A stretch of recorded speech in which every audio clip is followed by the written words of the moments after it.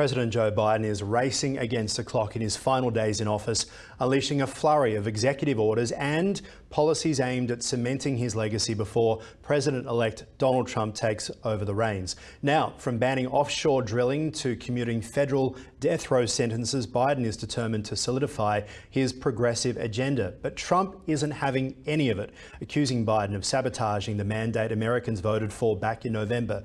They say it's a smooth transition, Trump says, but all they do is talk. When we have a look at this era at this time, it feels like every day, maybe even every hour, there's a major announcement coming from the White House, and you look and say, all right, this is a pretty big deal. You're doing it at the 11th hour. There's the Hunter Biden pardon as well. What do you make of what has happened over previous weeks?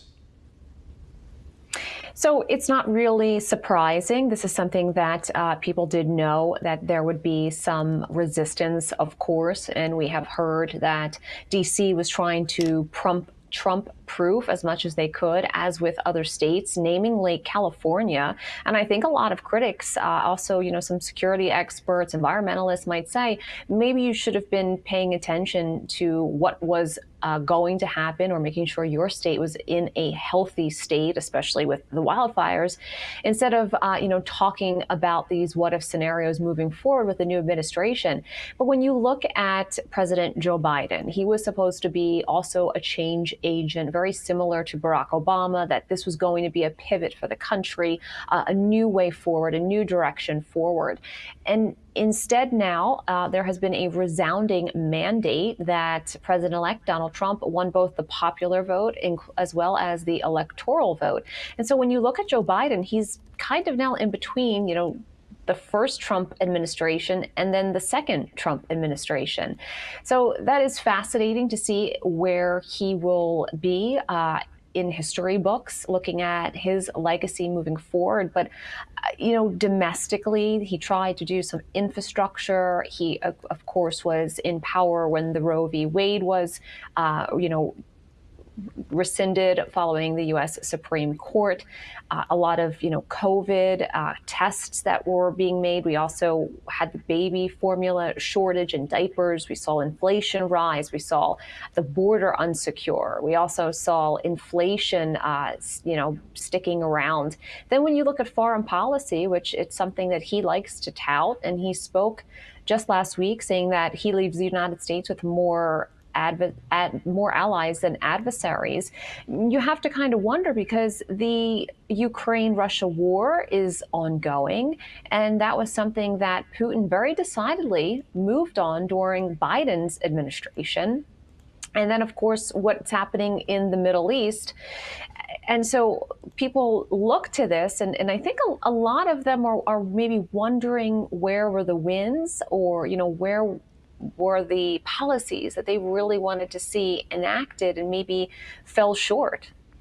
It is tough being the president. I can't even imagine what it would be like, right? But if you have a look at the number of things that Biden has done over the past couple of weeks, some of them feel like they're deliberately done to try and sabotage the Trump administration. Is this normal when there is a changeover, or are things really that bad between the Republicans and the Democrats at the moment, that I believe that when the Trump White House left and the Biden administration came in, there were all sorts of little booby traps and things that they had left for them.